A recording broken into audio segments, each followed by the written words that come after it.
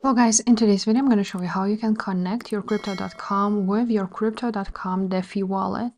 So in order to do this, you want to click at the top of three lines and scroll down until you see settings.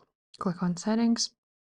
After that, you will see a option on account. Click on account. And after this, as you can see, there is permissions. So permissions, Crypto.com DeFi wallet. You want to click view on App Store or Google Play Store, whatever you will see. And after that, you will need to go ahead and get this crypto DeFi wallet here.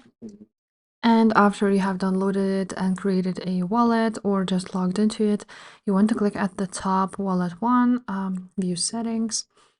And after that, you can see connect to crypto app. Just click on it, then just confirm it.